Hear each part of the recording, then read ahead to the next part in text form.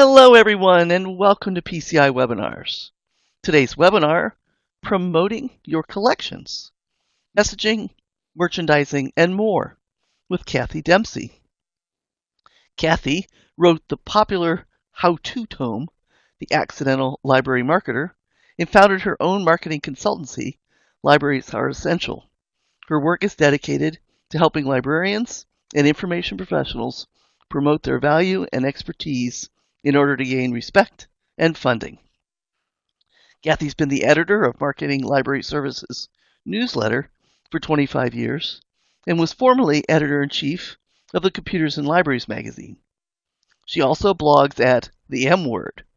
She's a member of the New Jersey Library Association and was chair of the Library Marketing and Communications Conference in 2015, 2016, and 2017.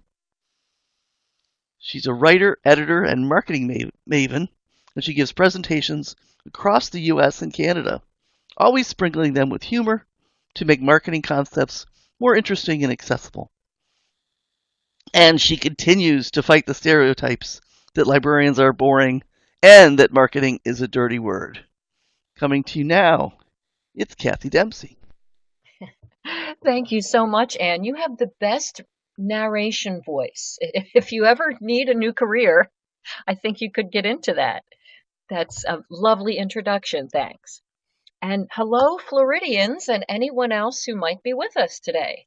Very glad to see you. Thanks for taking some time. I have a lot of great content, so I'm going to jump right in and let's get started. So, hi again, this is me.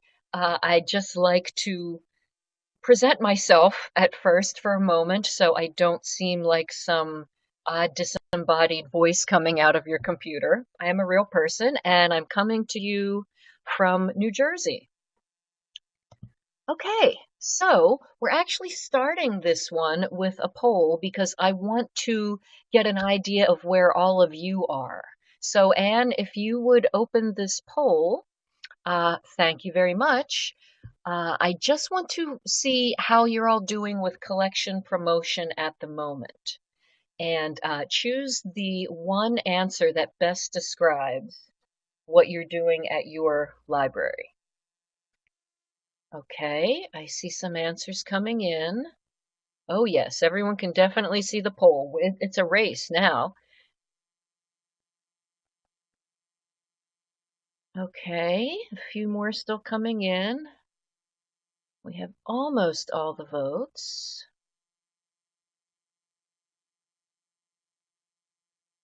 Okay. It looks like most people so far, still some coming in, still time to vote. Most people are saying they do some simple promotion, but nothing official or coordinated. And that's okay. Okay.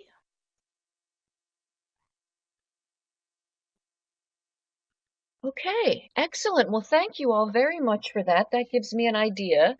No matter where you are on that spectrum, there's going to be a lot of good information here for you this morning. And if you have never really promoted your collections yet, that's perfectly fine. This is a great place to start. And most of you said you're doing some simple promotion, nothing really coordinated. And I hope that this info that I'm going to give you today helps get you over the hump and get things coordinated a little bit more because then you'll get more useful data to see which types of promotions work best for you, and then you can concentrate your time and energy on those. Okay, so some people, too many people, say, well, why should I promote the collections? I mean, we're a library, duh, and, everyone knows we have stuff, so if they need it, they'll come in. Here's the thing. Yes, people know you have books. We all know that um, not everyone, even your dedicated patrons, know about the things that they personally like and use, but they don't know about so many other services that you have that you're not really using. They don't know about other parts of the collection. Those people who may be the best patrons and they come in all the time, and you think that they understand everything, but they really only understand the things that they use, whether they be students or patrons at a public library or even at a school, university, any of those things. So when people say, why should we bother to do this? We don't have the time, we don't have the money. Um, my main comeback, which I will build on today, is why are you spending tens of thousands of dollars on these amazing collections and curating them carefully, and then spending zero to tell people what you have? Right? That doesn't really make sense from an ROI point of view, a return on investment. Um, and it doesn't really make financial sense anyway, because I know that you have all had instances where you bought things that you thought would be really good for the collection and they hardly get used. And that could be print material or electronic resources. And I know that it can be especially difficult to publicize your electronic resources because they're kind of invisible. It's not a book that you can put on a shelf or a picture that you can put on a poster or something. So, if you learn some things today from this webinar, can't believe I just said if, when you learn some things today and you take them to your administrators and they say, oh, sorry, that's going to cost us $20 or $200 or $2,000, we can't do that. Use this idea to help them understand why it's worthwhile. A lot of you probably spend 500,000 on collections, and then you spend nothing to tell people what you have, what those collections are good for, how they can help, and why they should use them. So, a little bit of dollars and cents to start. Now, I'm also going to start with some things that you shouldn't do, because let's just get that out of the way at the beginning, right? But also what you should do in its place. One of the main things that I see libraries do, especially online, is promote the actual items that they have by name. You will say, it's one thing to say, oh, we bought 25 copies of the latest Stephen King novel, because they're going to fly off the shelves. That may be the one thing you don't need to promote. But as for everything else, don't put on a poster, in a social media post, anything, don't say to people, oh, we have all those EBSCO databases. Because to a non-librarian, what the heck is an EBSCO, right? Our lingo makes no sense to them. So instead of using the names, promote the benefits of the items. So instead of saying, we have EBSCO host, say, we have an easy to use search interface that allows you to find almost anything published in major magazines and journals. Okay, that way it will help you get your work done faster and easier. That's promoting the benefits. Okay, so the next big thing not to do is don't promote everything to everyone, because people really only listen to messages that are geared directly toward them. So you want to promote specific items to just the segment of your audience that will benefit from those items. So, homework help databases in school libraries, you'll want to promote to the parents and the children, but you probably are not going to send that promo out to your senior citizens, to people who read your large print books, things like that. That's a very simple example, but just to make the point. And finally, don't assume that promotion always has to be free or should be free. I realize that nobody loves free as much as librarians, and that's okay, because nobody works harder on as tiny a budget as you do. And I realize that money is not easy to come by. However, if you spend just a little bit of money, you can ensure that the messages that you work so hard on will actually get to the right people, will be seen, and hopefully will be remembered and acted upon. And I'm going to explain these in a little bit more depth as we go through. So, here are the first two. Again, promote the benefits, not the items themselves, and promote to specific target audiences. So, these are slightly deeper examples of what I said before. Instead of saying on the top left there, we've added 25 new novels and 54 new children's books. Well, okay, but what are they and why do I care? Why do they matter to me? Instead, say something like on the top right, stimulate your brain and your children's brains with our new books. That is more of a call to action. It has, a verb in it. It's stimulate your brain. It sounds interesting. It sounds useful. It sounds exciting, right? So that's a better message than just, we've got more stuff. It's also more targeted toward a specific audience. The second example is something very general, but probably not terribly helpful. If you say, come in and borrow our music CDs or our movie DVDs. Well, okay, what kind of music do you have? It's probably nothing I like. It's nothing I would want. Your movie DVDs are probably 20 years old. I mean, what's in it for me? Why should I bother? A slightly better, although still somewhat general, example on the right is, you want to hear some new music or see movies without breaking the budget? Borrow them for free. This again is a call to action. You're saying borrow them. What's the benefit? They're free. You can get new stuff, you can see movies, you can hear music without spending your money. So that is the benefit and not the actual item, specific item itself.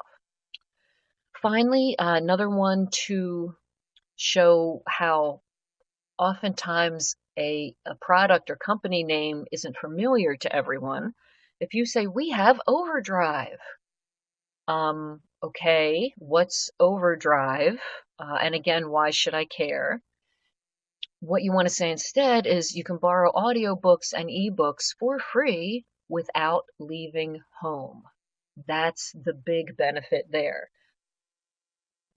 Your CDs and DVDs, people have to physically go to the library and borrow the actual item. But a lot of people still don't realize that they can download things from home. I always bring this up to people when I talk to them, just, people that I run into, talking to them about libraries. And inevitably, even though libraries have had ebooks for 10 years now at least, inevitably they say, oh no, I do ebooks now, so I don't go to the library anymore.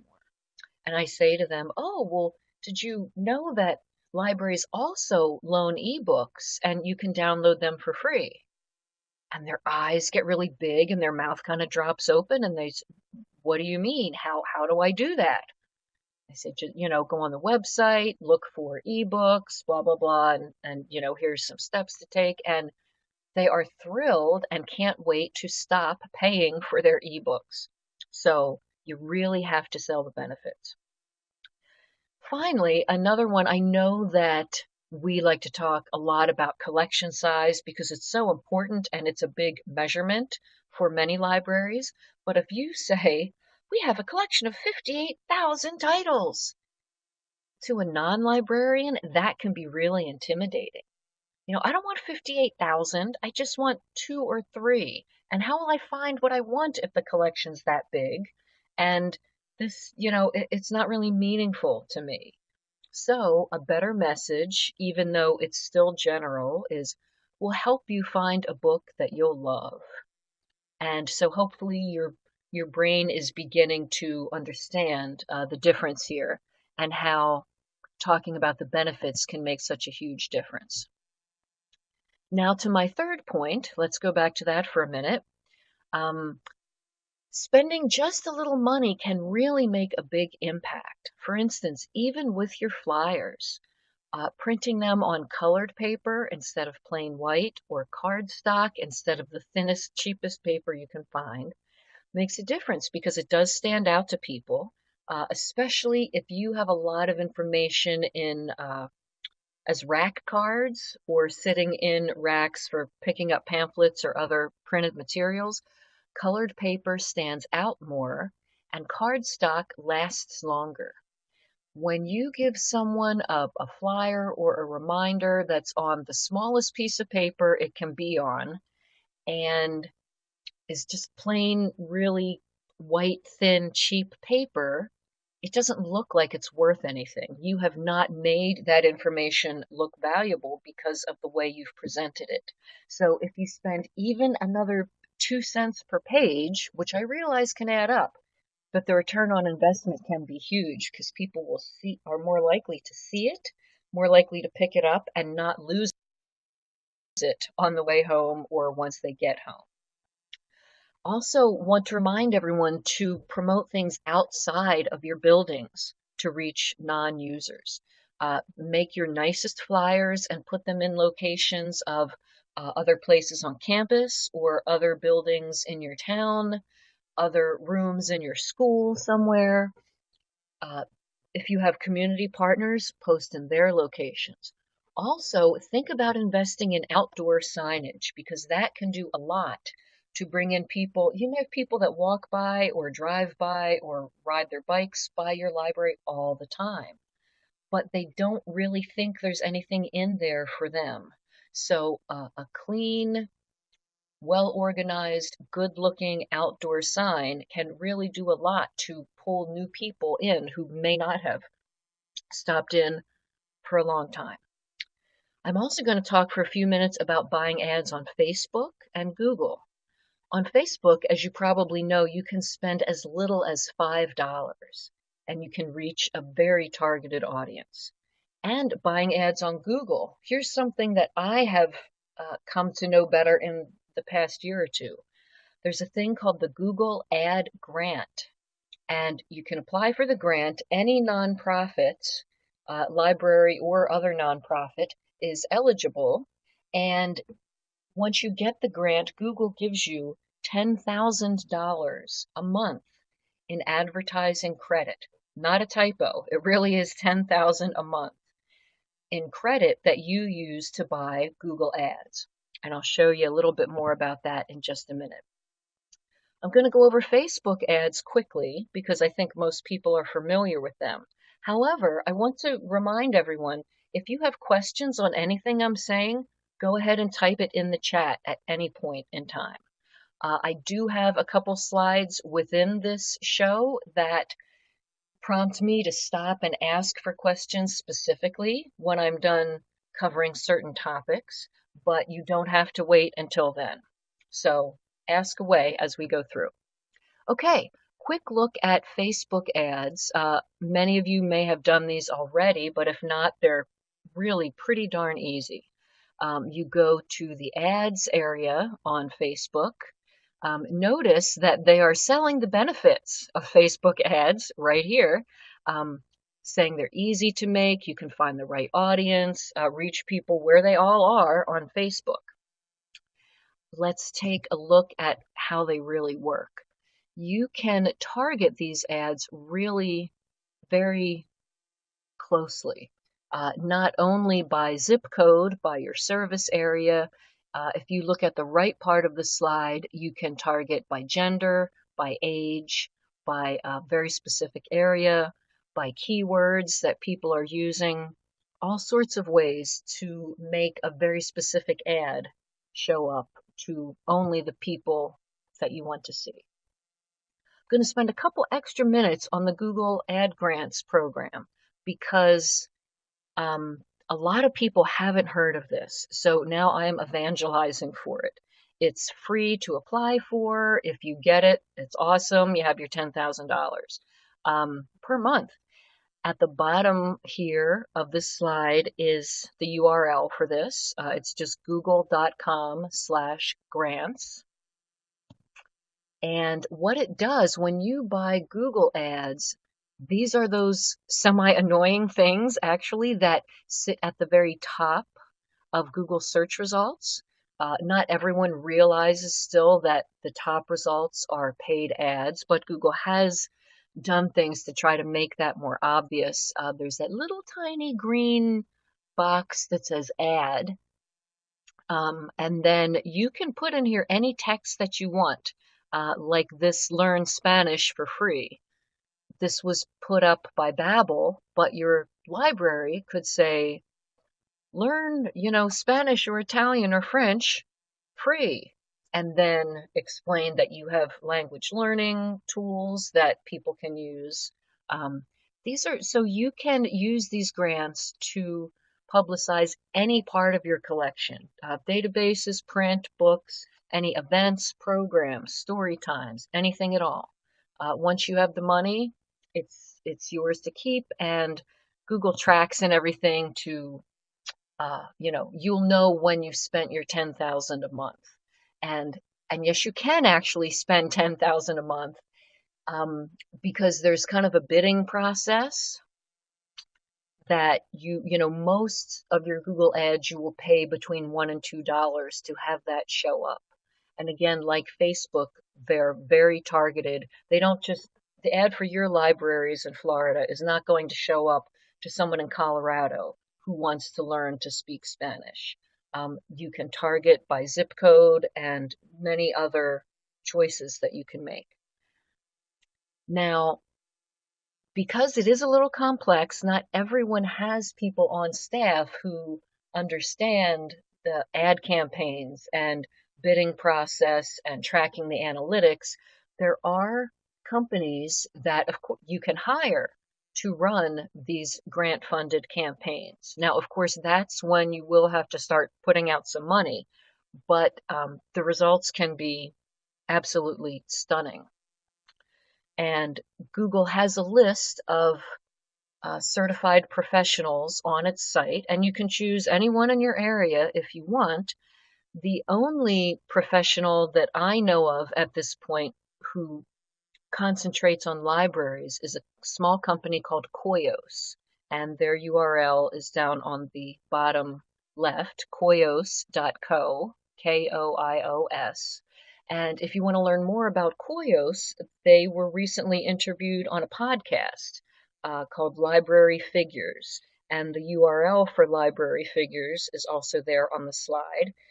That explains everything from the tech side, how it all works. So you don't have to hire anyone to administer your Google ad grant, but if you want to, there's help out there. And on the Koios website, it explains exactly what they do and why, and you may or may not want to deal with them. But at the very least, I encourage all of you to look into the ad grant, because free money from Google, right? What more do you really need to go on? So this is my second quick poll question, and I think this is our last poll for this show. So everyone get your fingers ready, because Anne is going to put our poll up. Has your library ever spent money to advertise its collections? Any type of collections, any type of advertising? I'm very curious about this. Okay, answers coming in.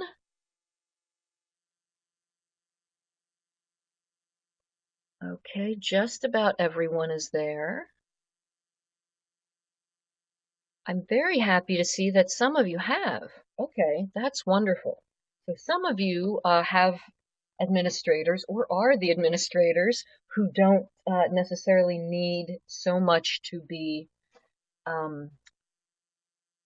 convinced that a little money can really go a long way. So, okay, thank you for your votes on that. That's very helpful. And it not only informs me, but it helps you to see that other people are spending a little bit to promote their collections, which is fantastic. Another way to do this, which can be free, is content marketing. Instead of just talking about the items, you're not just promoting the benefits, but content marketing means including a story about them. You're not specifically saying, come in and use EBSCOhost, but you are saying instead something like, Sally had a term paper to do. She was worried that she wouldn't be able to find enough information, so she went to the library and asked for help. The librarian showed her how to search on EBSCOhost. Sally found the tool fairly easy to use, and she found plenty of primary source material that her professor required for her paper. Sally did well. She got her paper done, better, faster, stronger. It was wonderful. She got an A and lived happily ever after. So that sort of storytelling, just working your pitch into a real story about something that happened, how someone else made it work, what benefits they got. That is pretty much content marketing in a nutshell. You can see good examples of that at the URL on the bottom, the ilovelibraries.org. They are running a Share Your Story campaign, which you can encourage people from your library to add their stories to the campaign, but you can also just look at it for yourself and see how people have done this. Their very short library stories about success are really great examples that you can model your own content marketing after. Okay, here's some more content marketing info. This is on the left is the Marketing Library Services newsletter. That's one of the things Anne referenced in my bio at the beginning. I have been the editor of that newsletter for, goodness, in about 2 weeks, it'll be 25 years. So not that I'm old or anything, but it's been a long time. This that I'm pointing you to is one specific article about how a librarian used ALA's Libraries Transform stories and project to do good content marketing that gave good results. On the other side is a book, a wonderful book by Laura Solomon, published by ALA. If you don't have this yet, The Librarian's Nitty-Gritty Guide to Content Marketing is really useful. It's written in a conversational manner. It's easy to digest, and she has some great examples in there as well.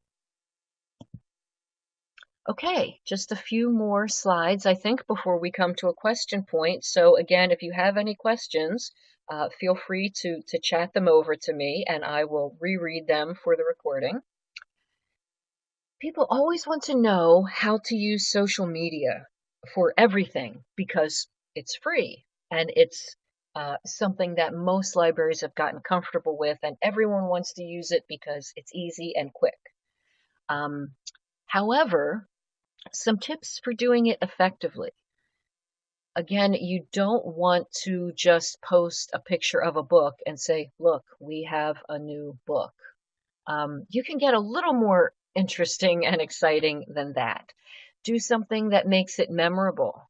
I know that a lot of libraries do what they call Bookface Fridays, and you can search that hashtag, Bookface or Bookface Fridays. And they have people, not only staff members, but they encourage library users to find a book that kind of resembles them, that they can put themselves in the cover. And then you take this sort of selfie, and it's interesting and fun, usually gets some good engagement online.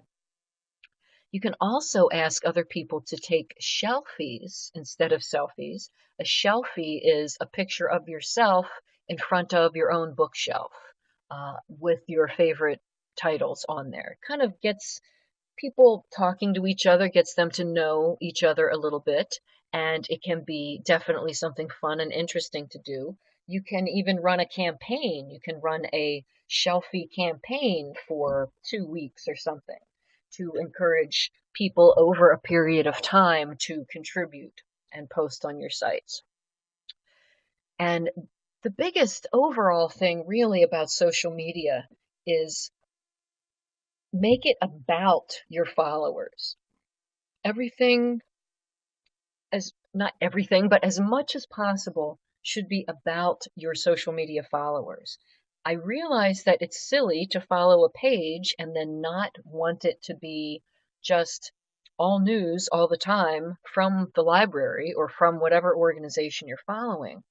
But everybody wants to see someone like themselves on these pages. We're constantly looking for uh, belonging. And, so there's this really gets into the psychology behind marketing and promotion and why people like certain things and why they click on them and what attracts everybody's attention. So you can read a lot about the psychology of marketing if you want to, but it will all boil down to don't make it about yourself, make it participatory, make it about your followers, and when you're posting as the library, be very human. Don't be a far away entity that only speaks very officially in dry language. You really want to have a little fun and participate. So that's just a little bit about social media. I'm also going to refer you to this article from Marketing Library Services that came out about a year and a half ago.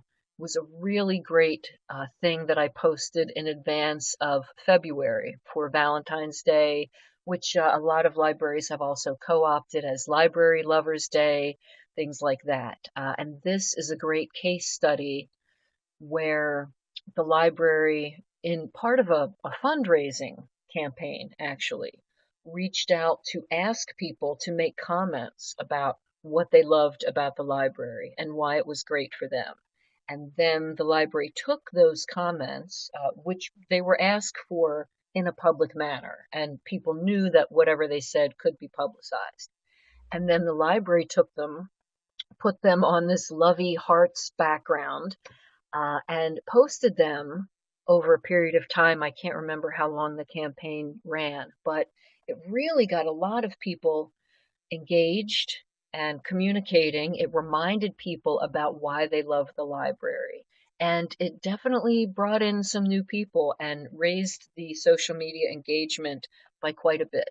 So there's a full length case study that you can, if you want to see exactly how someone else did it. And this was a free campaign. There was no money involved in this one. Okay, a few tips on specifically promoting your collections and really tools that you can get to do this, because it's fine to say, sure, tell stories and share great quotes and share pictures, but where do you get the inspiration for this? Well, from this slide right here, there are several links, again, to ilovelibraries.org. I also know that my state has co-opted this and started their own page, which is ilovenjlibraries.org, where they collect their own stories and share things that have happened in the state. I also really love this quotable facts about America's libraries. If you haven't ever seen this, definitely go to this page and check the quotable facts. ALA updates this every year or two. It's a tiny little wallet-sized pamphlet. You can buy them in print or you can download the files for free. They have facts about all types of libraries, and it was from one of these, in fact, several years ago, that I found my favorite go-to quote that I like to use for people all the time. And it was about public libraries, a very simple factoid that says, did you know that Americans spend more money on Halloween candy every year than they spend on their public libraries? And when I saw that, I was shocked. I mean, I love candy, perhaps more than the next person, but I just had no idea that the spending was more than we used to fund public libraries. It was just mind blowing. So there are a lot of new quotes. In fact, I think ALA has just put out a new one for 2019, and they're available not only in English but also in Spanish. So a really awesome free tool. And co coincidentally, it looks like I'm also sending you to EBSCOhost to actually the page for Novelist, which is a marketing tool. That's a really nice tool. Um, if you buy into Novelist, it gives you templates for email messages, Facebook, Twitter posts, Pinterest, has a giant library of stock photos, including some really good ones from Getty Images. It basically walks you through step by step how to create promotional material. You can choose, a poster template, a social post. Um, you can make greeting cards, anything, and you can upload your own art or you can use their stock art. And it just, for people who don't know that much about creating promotions, or for libraries who don't have a position where you have a professional PR person, Novelist is golden. It's wonderful. So anyway, but even without buying Novelist or subscribing, they have an idea center with that shows lots of things that others have made with Novelist. So another way to get your creative juices flowing. I just thought I would be remiss if I didn't show a picture with Shelf Talkers, because that's the most obvious way to promote things, especially ways to promote databases in the stacks. Most of you, I'm sure, have seen these little Shelf Talkers. They're like plastic acrylic holders. What fits into them is about the size of a 3x5 index card. Some items come with their own cards that you can print out, or downloadable info that will fit on a card, or you can make your own. And sliding these into areas that get a lot of browsing can be a really great way to cross promote and say, hey, did you know we also have databases on this? You know, I see that you're in this book looking for in this book. In this area looking for information on small business. We also have a wonderful electronic resource. You know, go to this set of computers or go to a librarian and ask her to help you log in the first time to whatever those resources are. So these are the old standards, but they're still useful. Now to some newer standards. I learned a couple years ago and was fascinated that you can buy ads in apps like the Weather Channel. And this particular library, again, here's a link to an article in MLS Newsletter. This library in Michigan, where, you know, they had some serious winters in Michigan. So Capital Area District Library actually bought some ads that appear on the bottom screen of the Weather Channel app. And again, they're targeted only for people in their service area, for people in their zip codes. And you can link them so that when weather in this zip code is whatever, you know, more than 2 inches of snow are forecast, or you're going to go below freezing, whatever whatever time that you want to reach people, they can get an ad pop up that says something like, oh boy, weather looks bad. You might want to download some ebooks from the library today, or whatever it is that you want to promote. And I just thought that was really cool. And in this case, this is a separate, what you see on the right is not the app ad. It is just another one of their social posts, where they took a picture of the reading child outside covered with snow and promoted their digital downloads that you can get from the couch, which I thought was pretty great. So we've come to this slide where I say, who has any questions on the many things that we've discussed so far? And as you ponder that, I will remind you Definitely download the handout. On the bottom left of your screen, the is the PowerPoint and the handout, but the handout has some points that I'm probably not making as I go through the presentation. So that is really what you need to complete your knowledge about this. So, no questions so far. Okay.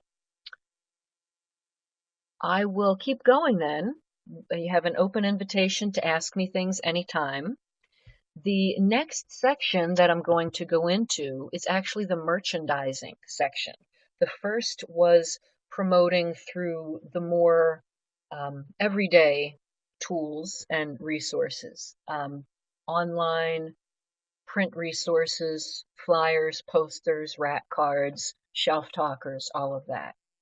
Now I'm going to get into merchandising, which, and I have done whole entire long presentations on merchandising because I find it fascinating.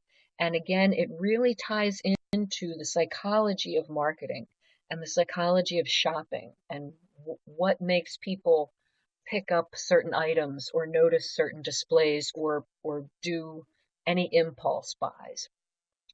But for this tiny merchandising talk that I'm going to do here in the next 15 minutes, I'm going to talk specifically about promoting different parts of your collections.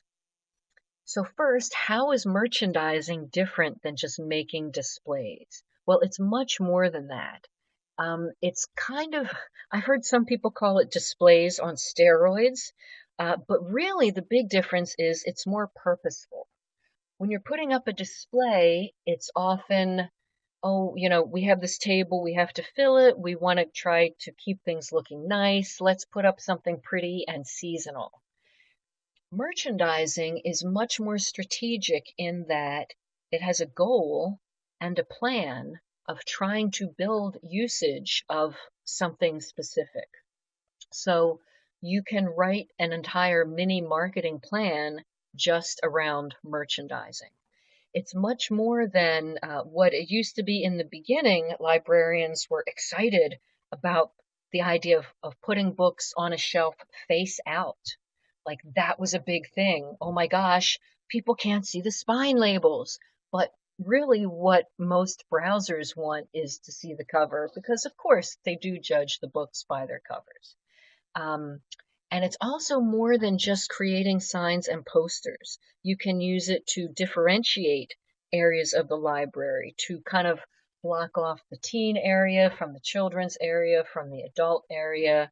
And it's really also more about branding. So merchandising is not just pretty displays, it's about goals, it's about increasing usage, it's about branding. Um, and you can use it anywhere indoors or out. So let me go through these slides quickly. There are several things that you definitely want to do with merchandising, and there are more guidelines about it on the handout. But you want to keep displays looking neat. You want to keep them looking full. So if you really get into merchandising, you want to have a few staff members assigned to check the displays every day and to refill them with specific items that are part of your strategy. It should be everyone's job. You really want clear signage. You want to think about the size and shape and symmetry of your physical displays. You mostly want them to be triangular, smaller at the top, larger, broader at the bottom. And you usually want to have an odd number of items. But again, that's a little more in depth. That's further reading for you to do. The one thing I'm pointing out with this slide is to choose your fonts carefully for anything that you do, not only your merchandising signs, but different fonts have different personalities. And I really like this example, which shows that so carefully. So choose the right fonts for your strategic merchandising goals. It happens outdoors as well. I said earlier, I encourage everyone to get some kind of outdoor signage that you can change to use for promotion. This is one of my favorite examples. This is a bowling alley in the town where I live. I would not name it to shame it any further, but it might be the best bowling alley ever. But would you want to host your child's birthday party here? The big sign is fine and nice and clean and colorful, but the birthday party signs looks like it's been there since 1970 and has never been cleaned in all that time. And that can really make a difference as to what people think of your library. It can influence your brand, and it can keep them from coming in because people will assume that the inside of a building is kept up as well as the outside. So take a look at those outdoor signs, everyone. Here is an example of a great outdoor sign. I took this picture actually in the Netherlands at a place called DOC, the Library Concept Center, which has been far and away ahead of a lot of American libraries in promotion, merchandising, initiatives, all that sort of stuff. Don't worry that you can't read the sign because it's in Dutch, but you can probably tell that what's on the top left says opening hours, and then it shows Monday, Tuesday, Wednesday, etc. Underneath is a list of activities that are coming up. And this is a great electronic sign that changes constantly. Each screen like this is up for maybe a minute, then it refreshes to a different screen with more information. And this electronic sign sits just inside the main entrance. It's in the foyer, so it's inside, so you don't have to worry about the electronics getting wet. But it's very professional looking and very colorful and constantly updated. So contrast how this makes you feel about Doc with how this birthday sign makes you feel about the bowling alley. Very important to think about. When we get indoors, there are a lot of basic rules about design and good signage. Definitely high quality photos are always better than clip art. They just look much more professional. Don't have handwritten signs, even if it's the smallest thing, saying your printer is down or anything like that. Hopefully have a second printer so you can make a quick sign, type it up, and print it out on colored paper, on cardstock, something, so that you don't ever have one of those messy handwritten signs because that really reflects on the entire organization. You want to use easy to read fonts, but not 10 different fonts, not even 5 different fonts on the same sign. Always, always have someone proofread. I can't overstate the importance of that. Don't even trust spell check because spell check will okay words that are words and are spelled correctly, but words that you probably don't want on your signage. I could give you some very scary examples of that, which I do in my longer merchandising talks. And always brand your signs. Branding, branding, branding. That is like the realtor's cry of location, location, location. For libraries, it's all about branding. Think about how your entryway looks. Is it too crowded? Is there too much going on? This particular library foyer is very well organized and it's clear and everything looks nice, but it's also a little bit overwhelming. There's almost too much information from the moment that you walk into the building. So that's something to think about as well. This sign I took at a library in New Jersey, which again I shall not name, but this was just inside their entryway. It was in the foyer. This is their welcoming sign to the library, where it immediately highlights the overdue fines. This is not a good sign. This is not welcoming. This is not encouraging people to borrow materials because their first thought will be, oh my gosh, what if I'm a day late? What will happen? And while you do want people to know what will happen and you want them to realize, you don't want to start them out with saying, hey, we're going to fine you. And in fact, of course, now there's a big trend for a lot of libraries to get rid of fines altogether because it really is a barrier uh, that keeps a lot of people from borrowing things or even coming in. They don't realize they can come in and use other materials or databases on site. It's like they're afraid that they have, they're wearing a red letter on their shirt, a red L for late. And as soon as they walk in, the librarians are going to jump them and ask them for money. So even if you do still have fines, don't call it a highlight and show it off as soon as people walk in the door. What you do want to highlight as soon as people come in are special sections with very colorful signs. Uh, I love the neon sign over the movies here on the left-hand side.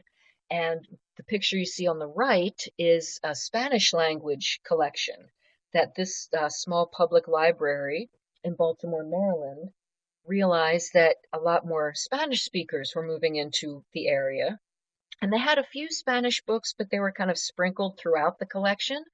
So, in order to better serve the Spanish speakers and to encourage them to use the library, they enlarged their collection a little bit. They brought everything together. They put this very colorful sign that says Biblioteca, obviously Spanish for library, and they put these two shelves very near the doorway so that people who came in who might not feel comfortable asking for help or may not even speak enough English yet to ask for help, they could see this collection specially for them, get their things, check out, and go. And then, of course, by getting those people to come in and use the collections and become more comfortable with the library, then they could also start to publicize to them their ESL classes and any other particular programs or helpful things that they had for their Spanish speakers. Slat wall is a big thing in merchandising. You can use it almost anywhere. You have these little thin pieces of wall installed, and then there are special acrylic holders that you can buy so you can display things just about anywhere. If you think you don't have display space, that turns your walls into great display areas. Digital screens are also really great. They make you look more tech savvy.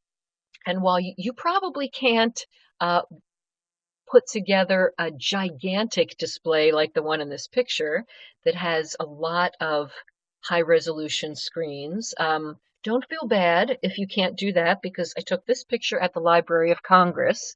So they have a little bit more money than most of us, but you can go and buy even a digital picture frame, a 5x7 or an 8x10 digital frame. Or a lot of libraries are also using older computer monitors and turning them into digital signage that they can program.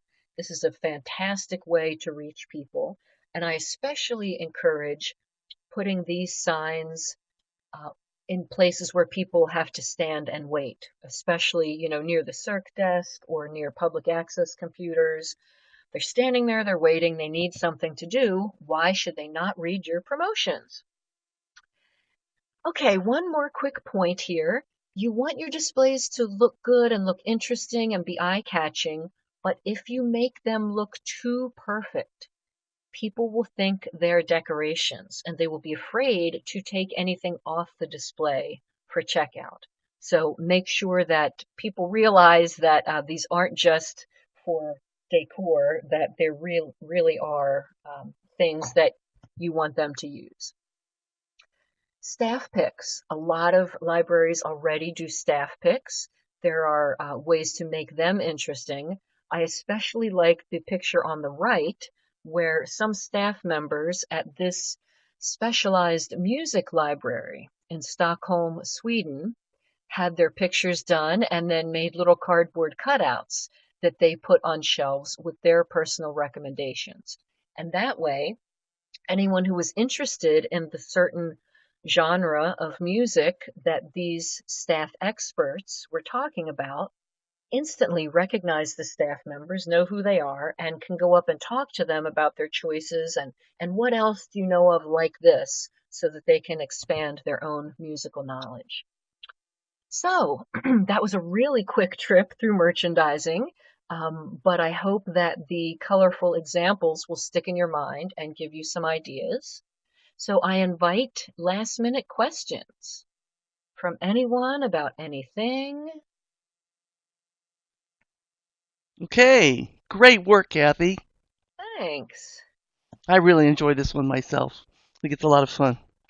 Yeah, I love, and I have, hundreds more pictures of cool things that other libraries have done. So I do love especially talking about merchandising. Okay, one And person says they didn't know about the Google grant. Most people don't. So I'm very glad to share that information. And if you don't have questions, but you also just want to say what you found most interesting or surprising or what thing you can't wait to put into practice, I would love to know that. Thank you all any, for the thanks that you're posting already. I any see, questions, perhaps? yeah, I see typing. I'm waiting to see if they are questions or favorites.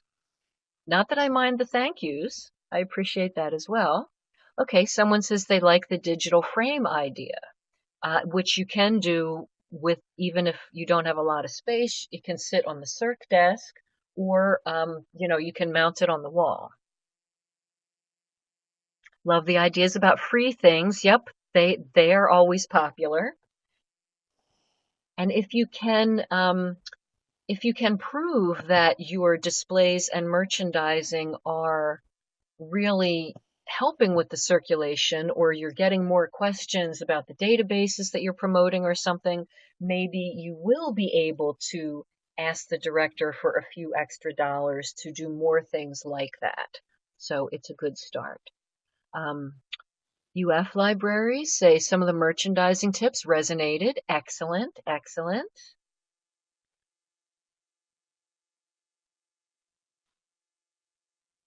I'm always so glad to hear that people got a lot out of this.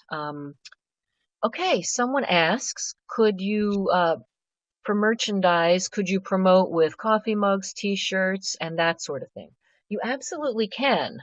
That's definitely another way that you can promote and spending a little bit of money. I didn't specifically get into that because a lot of people confuse merchandise, like, t-shirts, with merchandising. And, merchandising is about the strategic displays. Uh, Merchandise, of course, you can always buy to use as giveaways or prizes for special things, and anything with your brand on it can help. Remember, I mentioned quickly that instead of location, location, the library's call is branding, branding, branding. And so the more items that you can put your brand on, especially things that people will be walking around with, is good. It's always a good thing. Um, and then someone else says, thanks, we were working on something like, if you liked this, shelf talkers. Yeah, shelf talkers are easy and inexpensive. They're not the most technological or attention getting things, but they are a simple way to cross promote within the building with the old, if you like this, you'll love that. So, yeah, definitely very useful and quick and easy. Doesn't take a lot of staff time. So I don't see new questions coming in. We are at the end of the time. I can stick around a few extra minutes if you have other questions, but I also invite you to email me afterward on this last slide that is missing my book cover of The Accidental Library Marketer, but that's okay. You are more than welcome to email me at Kathy with a K at librariesareessential.com, and you can find me in all these other places as well. So thank you very much, everyone, for taking your time to be here. And if I can do anything else for you, please just contact me and let me know.